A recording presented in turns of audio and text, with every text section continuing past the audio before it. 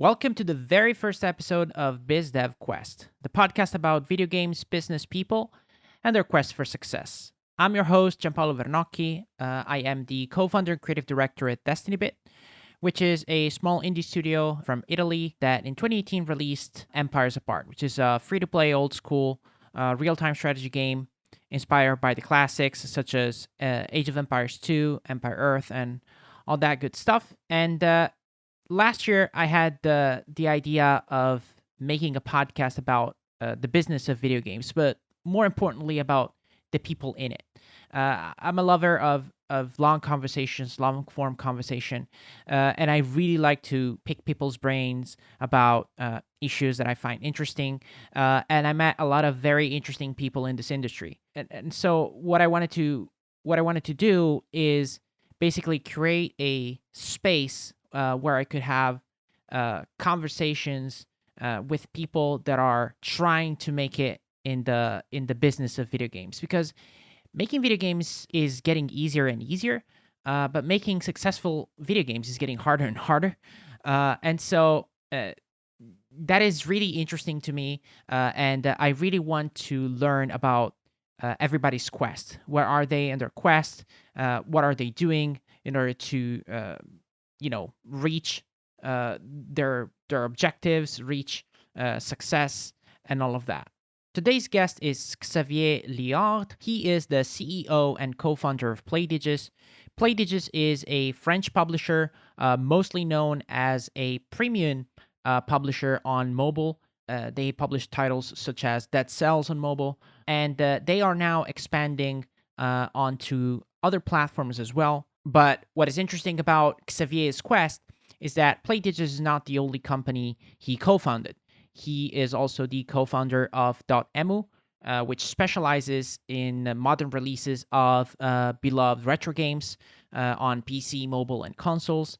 And it was really interesting to hear how DotEmu started and how eventually it was sold. And that was basically the spawn of Playdigious. And it was also very interesting to hear about another company he co-founded, which was AdTrial. AdTrial was a digital advertising company that specialized in sort of like interactive ads, where you can try a game from within the ad, which is something that nowadays is pretty common. And back then, they were some of the very first companies that were pioneering this. Xavier is a family man.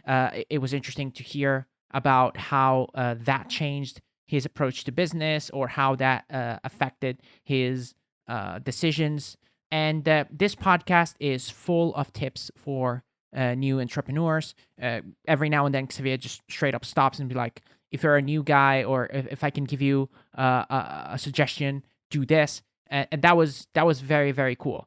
We also touched towards the end on Apple Arcade, and he gave some very interesting information on how Apple Arcade is affecting his business and the business of people around him. So this was an amazing conversation. I had a blast talking with Xavier. I hope you guys enjoy this podcast. I encourage everybody to provide feedback, because this is my first foray in the world of podcasting. Obviously, I'm a lover of podcasts myself, but this is the first time I am behind the microphone, so to speak. Please share your thoughts on Twitter at Biz Dev Quest, and you can find myself on Twitter as well at Vernocchi. That's my last name. If you want to get in touch, you can use either channels. Please let me know what you think about the audio quality, what you think about the conversation we had, and what you would like to see discussed in future episodes. This is going to be a guest-centric podcast, so every episode is going to have a new guest, somebody that I met through the years in this industry, and hopefully every episode is going to provide you with an insight on somebody who is on a quest, trying to make it in this industry, and perhaps shed some light on some aspects of this industry that are not that well known, that are not ever spoken outside of maybe parties and stuff like that. And hopefully this podcast is going to be a way for people in the industry to talk shop, to just have fun, sharing what they're doing and how their quest is going. So, without further ado, let's get into the episode.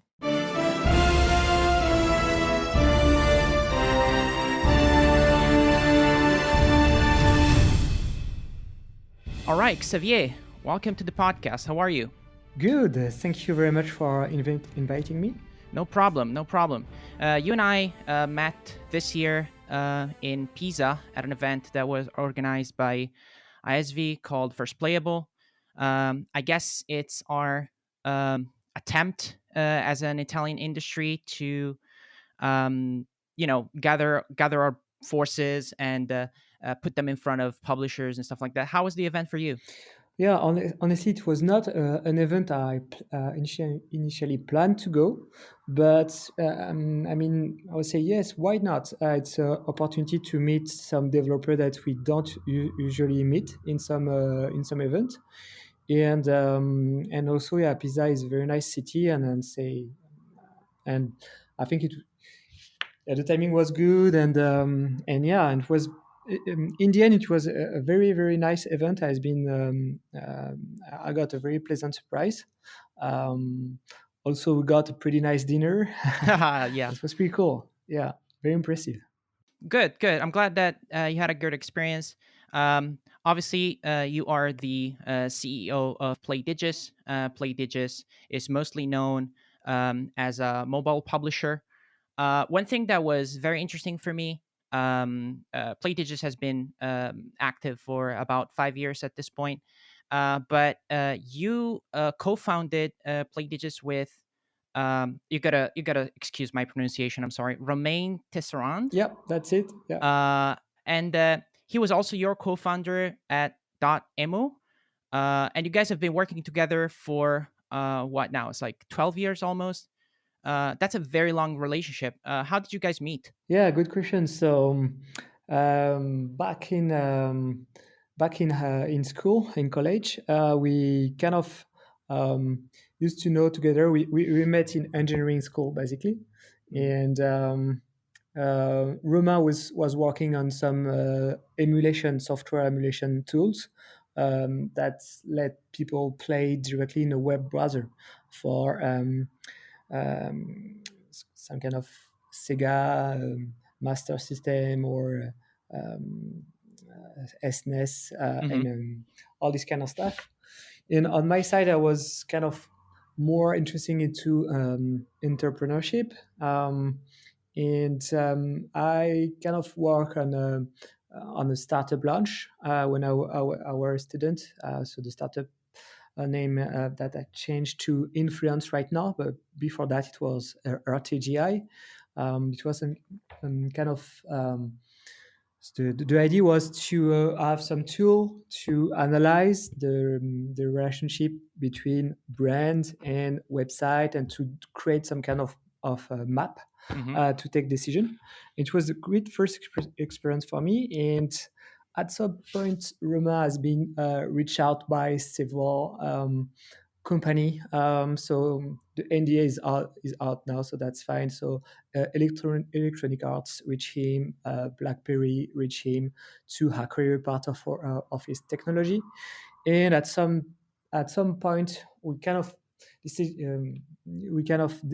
decided to team up together to leverage this kind of opportunity to see if we could license out this software online emulation tools. And this is I would say the very beginning of DotEmu, and we wanted to create a company that bring a new life to our game by merging software emulation and content, but in an official way. On my side, I was kind of more working on the licensing business. We raised a bit of fund. We win some award for innovation and all this kind of thing. And it took some time because when you get out of school, and it was engineering school, not a business school, you don't have all the know-how and everything. So it took us like 3 years to start to know about the video game market, how Hmm. it's working, what is publisher, what is a developer, and yeah. So and it was not easy because the IPs, the game that we wanted to license was mostly out of France. Right. So that they were in Japan, in US, and all these kind of countries. So when you are 23 to 20, 22, 23 year olds, you go in the US or in Japan and say, hey, I want the license of R-Type. Can you grant it to me? And what's the guarantee about that? What kind of minimum guarantee could you pay? So obviously we cannot afford Right. to pay in addition to the development MGs and all this. So yeah, that was challenging at first. Yeah. And if we go back and look at the game that .emu published back in the day, you can clearly see that the first ones were maybe not that known, but eventually the star power starts to come in, and it's sort of like from the outside, just looking, let's say, at a Wikipedia page, you can clearly see the evolution of the company going from, okay, we're going to do this on a small scale, and then now we're going to start to get the big licenses and stuff like that. Was that what you were aiming for since the beginning, like kind of growing your licenses and becoming bigger and bigger? Yes, exactly. So really the idea is that we needed to start at some point. So one of the first game we work on is Nikki Boom. So it's a kind of a special game in our forest because it was really I think it's pretty much probably the first game we work on. And it was a lot of responsibility, for us because straight from the beginning, we really didn't want to screw things up. We really want to do a good job. And but we also didn't really know how the market was working. Um, Back in the day, the App Store didn't exist, and we kind of start on the mobile side. So we did a BlackBerry version, a Symbian version, which is the Nokia Yeah. for Nokia phone, and Palm version, Palm OS. We did the Palm OS version. That's crazy when I'm thinking about that back in the day. And we won second best game of the year, or I can't remember because it was a long time ago. So I was very happy. And when we launched the game, we kind of have some data to know where the game was downloaded and so on. And the piracy rates were 99%, meaning that we sold 1% Wow. of the game and 99% was hacked, mostly on Hmm. Symbian. So it was a big blow for us. And I would say that the first major game that we managed to get is R-Type. So it's a fun story there. So I'm a a persistent person. So that means that I kind of keep trying to get some IPs time after time, and it's really paid off in Japan because in Japan you need to uh, like you need 2 years, 3 years before a deal happen. And the first discussion we got in like 2007, like 10 days or 2 years or 3 years after payoff, and we managed to get the license of R type, which is not a extremely well-known IPs for Wii2 game, but still for I would say for some niche for in the shot them up area is still Oh pretty yeah. well Yeah. established. And on the other side, we managed to do a publishing deal with Electronic Arts, with AA Mobile, and we did the game in between. So I would say that it's really the first project that help us to come to see other IP owner people that got some retro game and say, hey, we want to move on. So then after that, we managed to work on Another World with Eric Shari. We work on The Last Express, which is not so well known, but it's Jordan Mechner, the creator of Prince of Persia, that did it. So it was a very good experience to work with him. And then we keep growing in terms of project side. Um, Back in the day, we did half of the project we did was work for Hmm. hire, and the other half was kind of we got the license and we did the mobile on PC version or whatever, and we publish it. And on the Workfire, we one of the biggest projects that we got that really helped DotEmu a lot was Final Fantasy VII Yes. on Steam. So the remaster version, it's not. Uh, I mean, the game is improved in many ways. So I cannot get too much into the detail about that. But what I can tell is that there is strong technical limitation about this project. It was extremely challenging, and we needed to improve the rendering of the game. We needed to fix a lot of legacy issues, and that was, yeah, I think pretty strong project for us. Nice. Um, yeah, that's pretty cool. Eventually, DotEmu was sold. Was that something that you actively pursued? Like, did you think about an exit from the get go, or is just something that happened? That's a good question. Actually, pretty much at the beginning of the company, we needed to get funding. So we did some personal loan, but it was not enough. So we need to raise some fund. We raised some fund because we got some know-how in software emulation, and we kind of kind of demonstrate investor how we can build value with this Right. know-how. And so we raise some funds. So when you raise funds, one very important thing to consider, and I'm also advising a few companies, so I help them in this area, is that the investor need to have an exit at Yeah. some point. So it could be there is various way to have an exit, but I would say for a small company, it's mostly to be acquired by another one. It's not so easy to acquire the share. You need to have a very profitable company, because the investor would want typically to have at least, I would say, between, there is not hard rules, but I would say that below 15 or 20% per year of I don't know the word in English, but uh, I mean, if the value they got is not more than 15 or Hmm. 20 per year, they would block the Right. deal. So just to give just a feeling about that. So, and it's cumulative. So that means that if it's, you are thinking about 10% per year, after 10 years, it's not 100. We need to do the calculation, but it would be like 150 or something, because yeah, it's not linear. So, so at some point we needed to make some choices. Also, one thing which was what that was difficult is that the publishing part was really something that we loved, but the work for your part was not something that we kind of feel very happy Hmm. about. It was very good experiences to work with Square Enix. We also worked with Ubisoft on Heroes and Mathemagic 3. We worked with big company like that, but it's a lot of pressure, a lot of crunch, pretty much no control about the quality of the game, of our work, because we don't have much of our saying.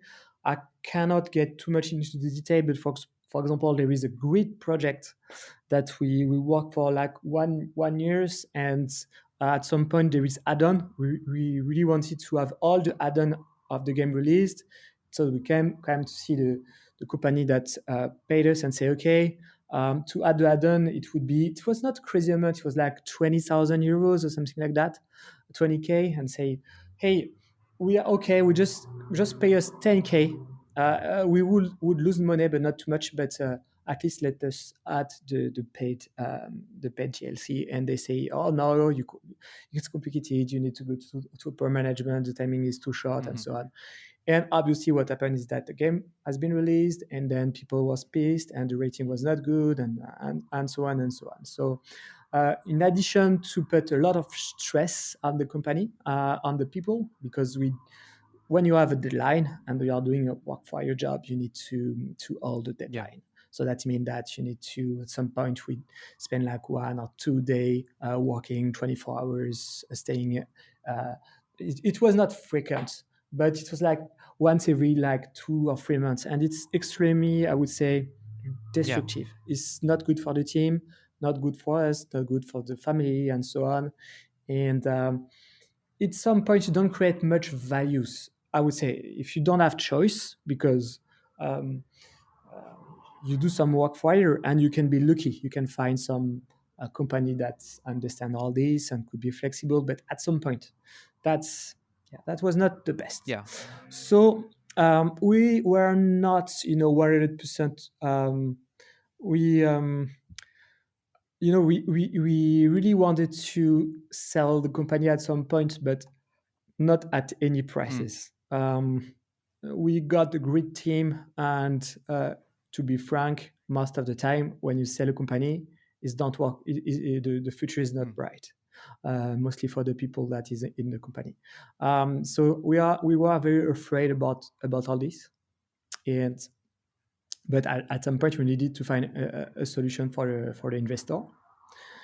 So it took a long time, like 2 years or so. We met like 10 company that were interested. And I would say that, for example, there is one company that was very, very interested.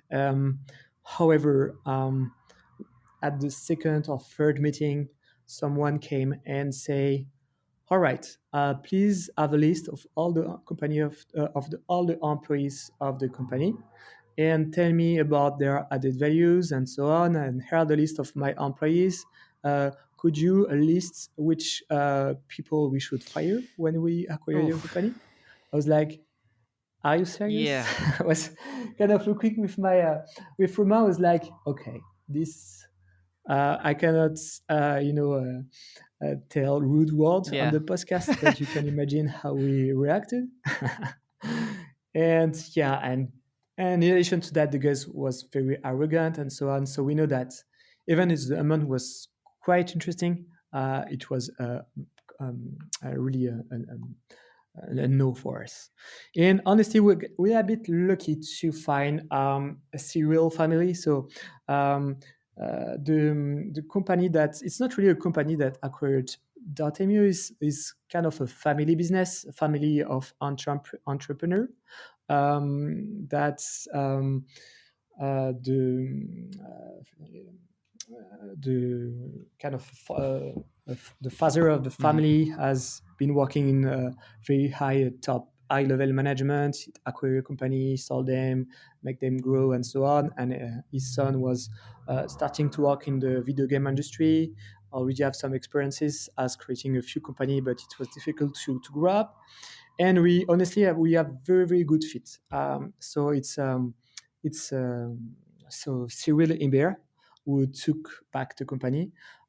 We very got a good connection. We shared a lot of values. He was also a fan of Japan, fan of retro gaming, and he also have something a very strong marketing vibes um, that I would say at the time was missing at the team. So we were not good at Mhm. marketing, to be honest. And he's really got this know-how.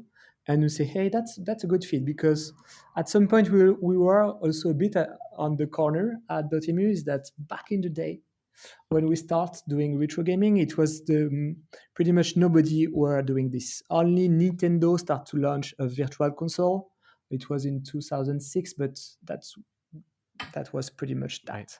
But when we sold the company in about 2013 or something, it was not mainstream, but everybody were doing retro gaming. Sega, Namco, all this. It was getting more challenging to get IPs. On the other side, we got a good reputation, so it's not so hard. But the market was more challenging, and at some point, we feel that the team needed to go beyond just porting retro game, but more doing a new version, and so on. And we stay in DotEmu for a very short time, like 2 or 3 months. It was very smooth. All the employee stayed in DotEmu. They get the increase of pay. They got more. They got paid more. They got more responsibility. New people, a new cash in the company, and we are very happy about how DotEmu keeps growing. So now they kind of no, they announced Street of Rage 4 Yes. that's gonna release next year. They worked on Wonder Boy that has been number 2 top seller on Nintendo Switch. They Yeah, there is a lot of project I cannot discuss about DotEmu that is not announced, but I know that because we are very close to them that there is huge project coming on. So yeah, I'm very proud that's how Cyril took over the company, and yeah, for the story, we are still very very close with DotEmu. We're still working together on some project, and yeah, so we have been a bit lucky about this part. Well, I mean, lucky, but also I would say very committed. I mean, I can tell that there was a lot of work put into it. The part that you said about finding somebody that could not only buy the company but also keep the people employed and keep a good culture and stuff like that. I think that's all. I mean, that all deserves respect. How did you went from .emu to Playdigious? Because I think there's like a year gap in between the two. What was that year like? Was that soul searching? Did you already know that Playdigious was going to happen? How did it come about? Yeah, so the initial plan was to take 1 year off to do a world road trip and all of this. Very romantic. Yeah, however, I think that's pretty much the case for, I would say, most people that sold a first company, is that you feel the stress after a few months. So you cannot feel at ease because you don't have recurrent revenues. You are still using the revenues that you got to just for life expense, and so you don't feel like in Hmm. vacation. So Rema did a lot of freelance work, like some development and stuff. On my side, I do some business consultancy and so on. I didn't really like this part, honestly, to work as a consultant. That's not my DNA. Mm, I really wanted to build up something more substantial. So in the end, we kind of sold the company in October 2014, and so we stayed up to like January something the next year, and we created Playdigious in May. So basically, it was very short in reality, the the time where we and so we was kind of thinking with Romain what we should do, and since we got very good collaboration, and yeah, just parenthesis, I would say that what is important when creating a company with a business partner is to draw a clear line about who is doing mm, what. And what good with my collaboration with Romain is that he got the total 100% lead on the technical thing, production, and all this. And I got the total overview of all the business and financial thing. Obviously, we are challenging each other. I am challenging him a bit on the technical because I have a technical background. And Roma is also challenging me on the business side because he also have a business, feeling about things. So, but we have a clear position. So that's why we kind of team up again. It's not so frequent. Typically, the friend of mine that started the company, there is usually some situation and stuff, and that make don't then team up mm. again. So, but yeah, that was pretty convenient. Um, so when we established Playdigious, we didn't want it to start from scratch because we got family. I got the kids at this time. My business partner also got the kids on his own, and then we needed to get some revenues. So we needed to raise fund quickly Right. because it's difficult, to create a business from nothing to be able to have enough. We're not greedy. We know we don't need a lot of cash. We're not paying high salary at Playdigious, but at least you need to have some, to be able to live okay, especially when you Hmm. got kids. So we wanted to find this situation very quickly. So what we did is kind of have a look at what the trends were, um, what our experience at DotEmu, what we learned from this experience, and see what we could do. So our idea was to have two projects. One very highly risky project, but with a very, very strong growth potential.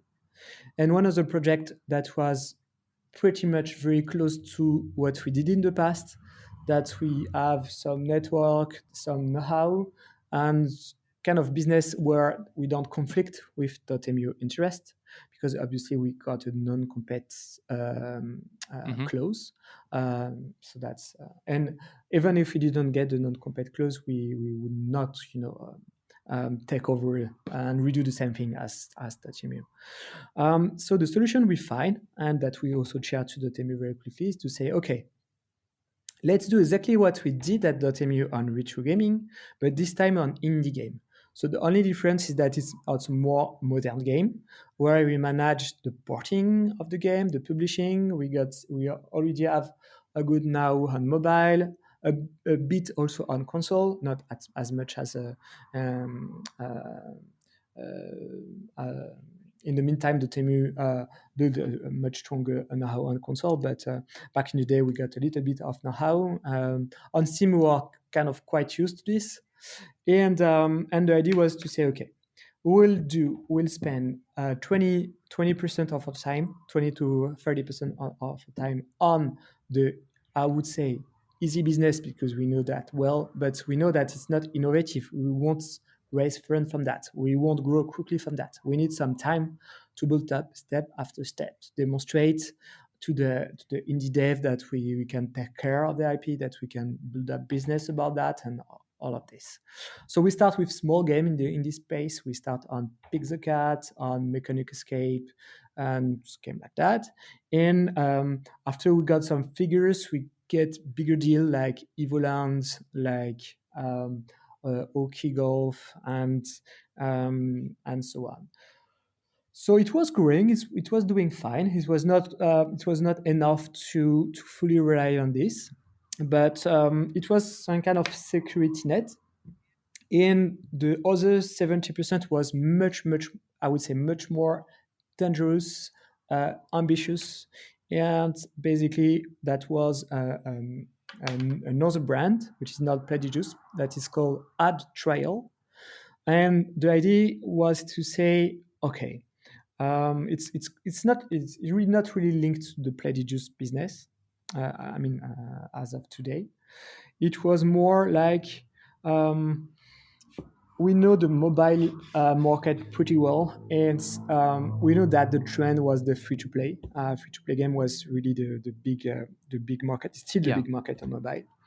And what we saw that is the advertisement was very boring. So it's most of the time it's just a pictures or a video, and when you see the pictures or the video, you click on it, spend some time to install the game, you move through the tutorial, and then you see that the game you don't like the game in Hmm. the end. It was not fun, and the idea was to say, okay, what if we build up a technology that lets you try game instantly inside the ad space. So basically to remove the boundary between the ad Oh and the wait. content, to bring the content directly in the Oh ad wait. space. Was that you? Because And that pops up everywhere now, like where you can start to play uh, directly in the ad. Was that you?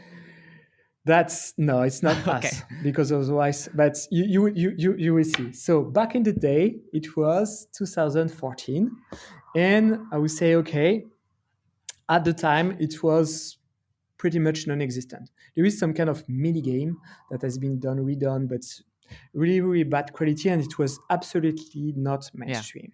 And we raised funds extremely quickly this time, because we installed the first company and so on, and even it was not so easy. Basically, we tried to raise fund in France, because we built up this first prototype using cloud gaming. So basically, we did our own cloud gaming solution based on Android. So basically, we got some Android game on the web server, and we were streaming the Android game inside the ad spaces. And with a time limit for like 30 seconds, you can try the real game. So it was different than the mini game that has been redone in the past. And and we built up a prototype very quickly, like in 3 months, 4 months. So, and we start trying to raise fund in Paris, but in Paris we got the feeling that it would taking a long time. So we start looking for a partner in December of the year, and after 1 month we say, okay, that's not the good thing. And my business partner Romain wanted to after we sold the company, moved in east of France, a small city called Nancy. And we got the feeling that there is much less startup, much less, growing company and so on. And the investor in east of France was much more, I would say, quick to reply, look much more Mm. interested. And so in January, we meet like three investor and we got three proposal. So that went extremely quickly. And in April, we got the fund. So generally it take much more time. So January first meeting, February we signed the term sheets, April the cash was on the bank. We put a lot of pressure to this investor and to make things very quick. So yeah, I think if I can share some advice about company that want to raise fund and so on, don't think about. I mean, it's still a possibility, but look at a local Mm. investor, because local investor could be very, very strategic and much eager to go there. So with this cash, we continue to grow this AdTrial tech, and it was, to be honest, extremely challenging, both on the technical side. I would not go in too much into that because that's not the goal of the Mhm. podcast. But there is scalability challenge, how to grow, costs challenge, how to reduce the cost of the cloud gaming solution. There was also display challenge, Mhm. how to display this kind of playable ad. And so we build up a website where people can integrate an SDK.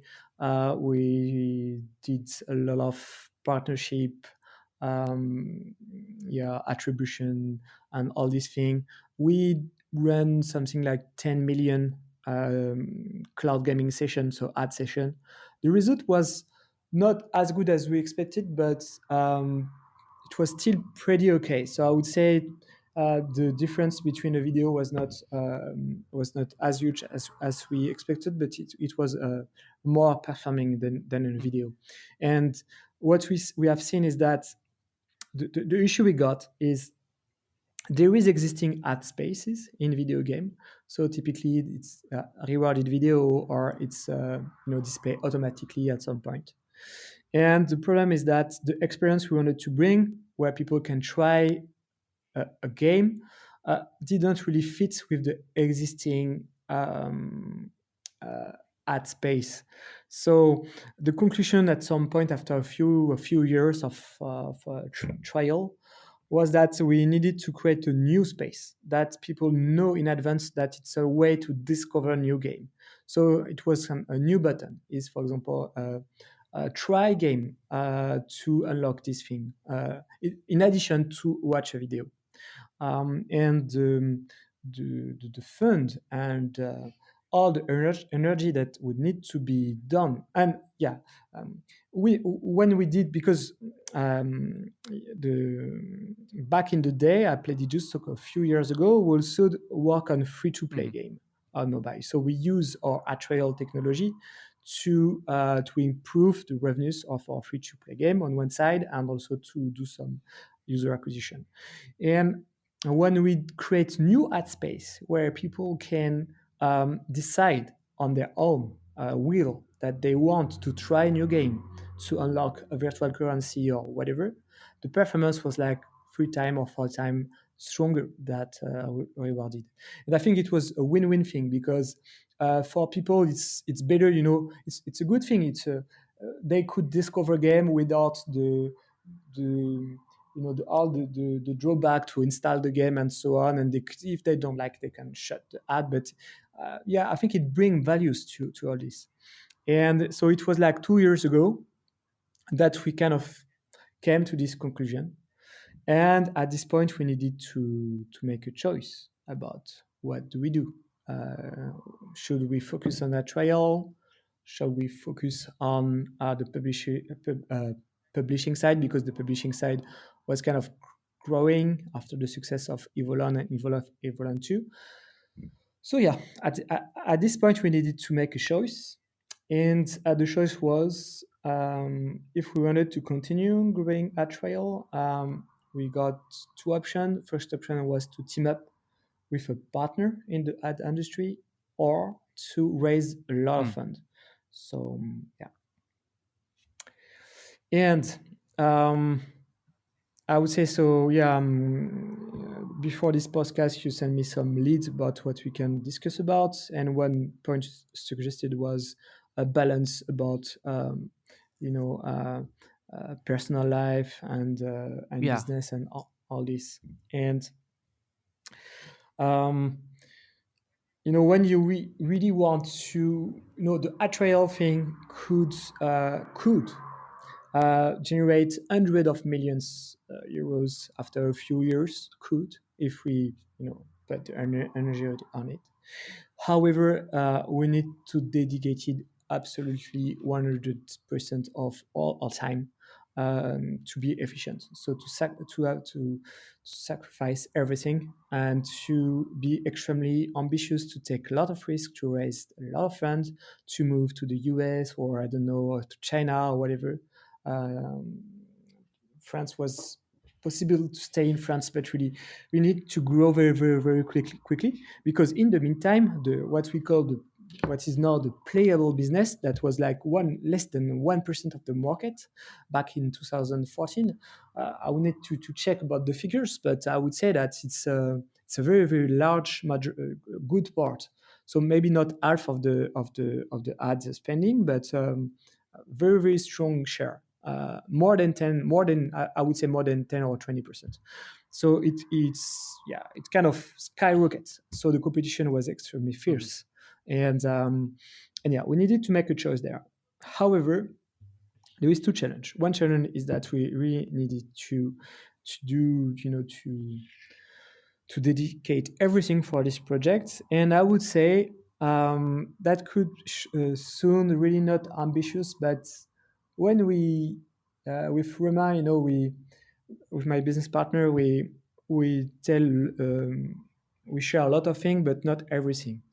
We didn't want to have too much impact with each other, but I would say at some point we got a meeting, and it was after some struggle on the AdTrial part, and you say we kind of look at each other, and that we kind of understand each other and say, okay, we are not liking what we are doing, right? We don't like working in the ad industry. There is a lot of cash, but honestly, that's really, really not what we like. Yeah. And yeah, that could sound stupid, we could have gold. We have some gold in the end. It was very, very challenging. So maybe even if we raise fund and do everything, because I see some company that do some stuff like that. We are not the only one, and some failed and some succeed. But so I don't say that we could be extremely successful with that, but there would be some probability, I would say, at least. But honestly, when you come to the work, come to the office every day, and then that's your two-day task, you don't really enjoy it, and you feel frustrated, and some people don't like what you do. We kind of understood that was really not Yeah. us. On the other side, the publishing that was accounting for 20% of our work, it was I think we would have stopped AdTrial much, much sooner if we don't have this publishing part, because this is really something that we loved, and we feel very pleased with that. So at some point we needed to take our decision, and that was to make a choice, and it was a bit more than 1 year ago, and the decision was to shut down AdTrial.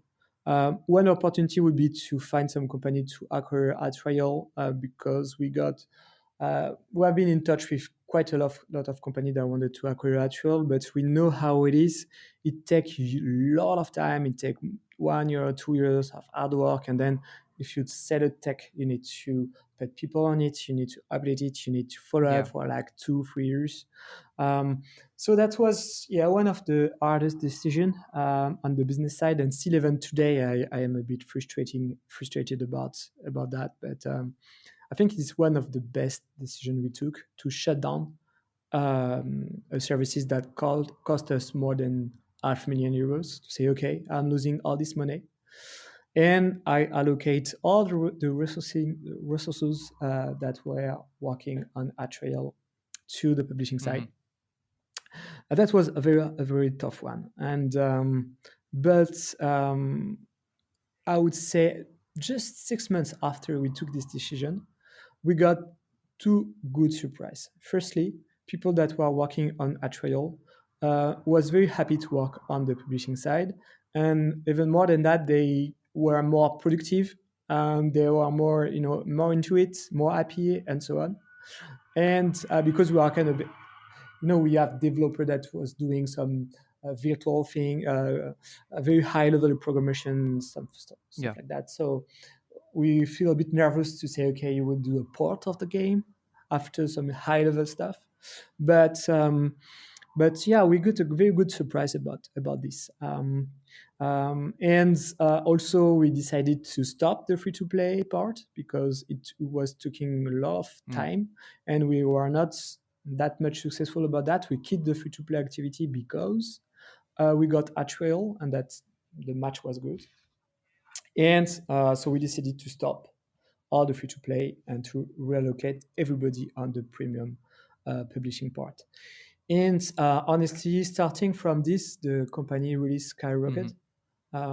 So right now, Playdigious, I cannot share exactly the figures, but we are doing 2 times more revenues than what we did when we sold DotEmu back in the day. So yeah, the situation is we have not been in such a good situation in 12 years. However, we are very careful because we know that if we are a good situation and the video game market is, I would say, pretty challenging, it's moving extremely quickly. So we need to be careful. Yeah. And so we should not rely, and I will, uh, yeah, we should not rely too much about what we are doing at a specific time. I need to anticipate about the future. Yeah. There is something that I want to kind of go back to that you hinted at the beginning. You said, now I'm a family man. I have family to provide to, and all of that.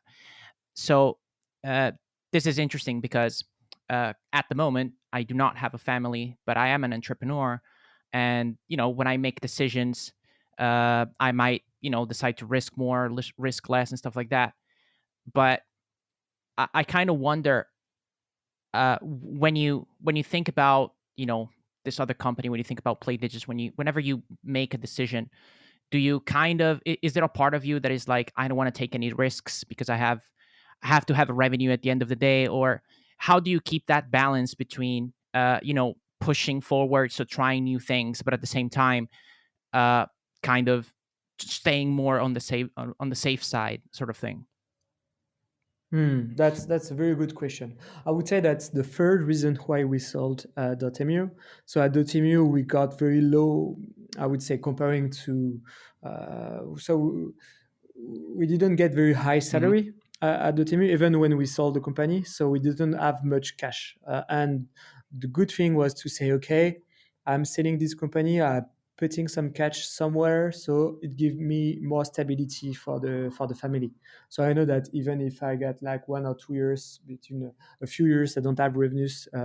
Even if it's taking money from the capital that I have saved, that's fine. At least I have some Hmm. backup. So it's really helped us to be more at ease about that. So obviously it's not the case for everybody because, uh, but we kind of work hard to come to this point. So that's not easy, to be honest. That's really not easy, and that's also part. So it's I'm not answering exactly about your question, but one thing we learned at DotEmu is that we really didn't like crunch Hmm. time, working tons of hours and so on. Yeah, I can say we are a bit lazy in some way, but on the other way, it's not exactly lazy because when you work too Yeah. much, you are not at 100% of your Yeah. capacity, and you are taking wrong decision. And wrong decision, typically a wrong decision is to take a work for a project um, that is not Yeah. good because it's too complicated. You get delay. You will end. Um, and what we create Playdigious, the strategy was really to have 25 hours a week, not for only for us but also for all the team. So basically, we work a lot about productivity, how to increase the productivity, how to, I would say, balance and so we stick to not too much hours to be able to have a good balance. But on the side, we want to be competitive with all other companies that doing crunch time and all of this. And the solution we find was to spend a lot of time regarding process, regarding reviews about what we did in the past, how we can improve this, how to not lose time of some tasks that are not important. So I'm not saying that we find the magic solution about that, but we are trying even today trying to improve this at Prodigious. So getting this good life balance really helps. When you have kids, you want to spend time with your kids and so on. And the way we created Prodigious, really. I would say that we are lucky because we can have this good work-life balance. However, contrary to employee, um, even if we are not at work, we are kind of thinking about business. We are answering emails during weekend and so on.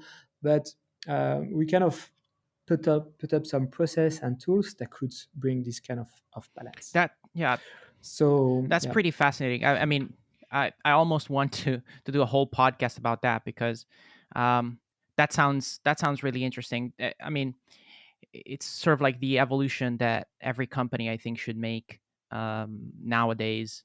Everybody's sort of like stuck in the past. There's still people that frown upon remote working or stuff like that. But it's good to hear that you guys are employing new techniques and you're really trying to um, get the best out of the resources you have and have everybody give everybody a good life, not only for you and your co-founder but also all the employees. That's very good. I kind of want to shift gears for a second because um, uh, we're reaching the end of the podcast and there is really something that I want to ask you. um, sure. so uh, Playdigious is famous for being pretty much a premium publisher on mobile. At least that's how it got popular. Let's say now you guys are expanding into other stuff. There is something that recently happened on mobile, which is Apple Arcade. So Apple Arcade is only one of the many subscription services that are popping up. Everybody's kind of doing it differently. Um, so what I want to ask you is, I think that Apple Arcade is good for developers and publishers in the short term. What I'm not sure about is how is it going to affect everybody in the long term. So I don't know if you have any predictions or anything, but this idea that there's 100 amazing games that people can have access for 9.99 a month or less. Uh, I think that that's a shift. That's something new. So I wonder how it's going to change the premium market on mobile, how it's going to change the premium market everywhere else. How are your feelings? Mhm. Yeah, good question. So, yeah, what I told a few minutes ago is that when we shut down AdTrial, we shut down the free to play, and we were only doing paid game on mobile. we knew that that's a dangerous Yeah. situation because, as you know, market is changing, and we saw a lot of company, that developed for Nintendo DS, for example, and then the DS Gold Rush ended, and the company crashed, and so on. So that's the reason why we went also to the PC and console market, because if you are not too linked to a platform, it's much more. It's much better, and in addition to that, it make more sense to be both on console and mobile for pay game than doing a free-to-play game and pay game on mobile, because in terms of resources, we can share more know-how and so on. And also, we also get the backup of DotEmu, that we can have access to a lot of contacts at at Sony, Nintendo, and so on, know-how, partner on all the country, and so on. So that's why we went to this direction. Regarding the mobile and Apple Arcade, we are very looking this very closely.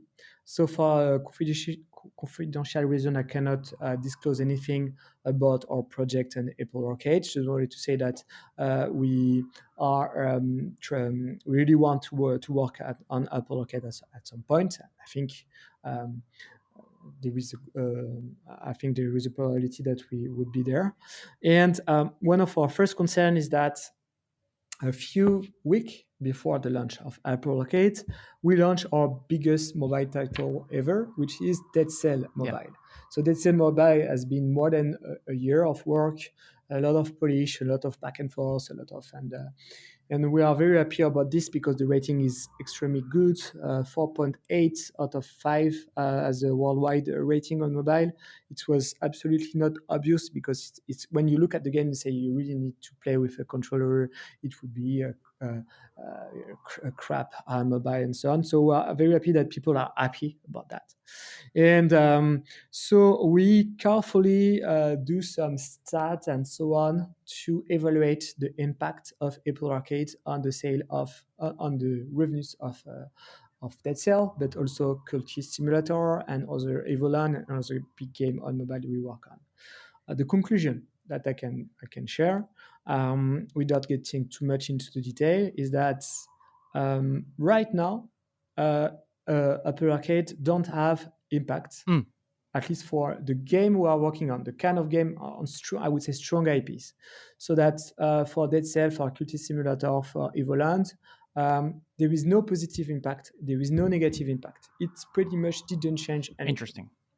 However, I know that for brand new game, I would say a bit smaller game, a bit like game that small game that could typically be on Apple Arcade, I know that it could have an impact. However, it's difficult to know because I have some friend publisher that say, yeah, this new paid game on mobile didn't really work. It's due to Apple Arcade, but is it really the case? Because if maybe the game would not have worked without Apple Arcade. So that's difficult to say. What I can say is that at least for now, we don't see any impact. Also, on the other side, there is Google Play Pass, which is way less. There is way less marketing and know-how about that. But basically, it's launched in the US. What I can tell is that we have a few games on the services. Cannot share about the result and so on, but it's different than Apple Arcade in a way that it's just launched in the US, but for example, for Evoland, people in the US have the choice. They can subscribe to Google Play Pass and pay. It's $2 per month, but it will be soon $5, so $4.99, and have access to more than 100 games, included Evoland, or to pay for it. And we at first we believed that to have the subscription option, people will go there, and so that we do no revenues on the paid thing. In this case, it have an impact on the paid part. I cannot disclose to which extent, but it's not too bad. It's not decreased too much about, and we get additional revenues there. So I would say that it's a bit too short to answer, but from what we expected, it's way better than what we expected. So we were very afraid that it will strongly impact our business, but it's not the case. Right. Okay. Uh, that's great. Hey, Xavier, it's been great to have you on the podcast. Thank you so much. You were very quickly to respond, and it's been a pleasure talking with you. You're welcome back anytime. You can find Xavier on Twitter at XLD. By the way, great nickname. Only 3 characters. I guess that was very coveted. Um, and also, you can find obviously Playdigious at playdigious.com. Is there anything else you want to say to the listeners of the podcast? Um, yeah, I mean, if we can help, we also when we have the time to advise some young developer that want to establish a company and so on. So we have limited time, but feel free to drop us a DM or send us a mail if you want to have an advice about launching a mobile game or whatever. So we would do our best to get some tips because I think it's also what we like in the game industry versus the ad business industry. The ad industry is honestly, personally, maybe it's not the case for everybody, but for me, it has been a bit Hmm. awful. And the game industry, there is a lot of people team up a lot. I mean, in a way that people in the game industry are sharing a lot of data, are helping each other. So, yeah, if I can help on some point, if we can help at some point, feel free to reach us. That's great. That's very noble. And thank you very much. And I'll see you next time. Okay, thank you very much for inviting me again, and yeah, have a great day or evening. You too, and you're welcome back anytime. Thanks.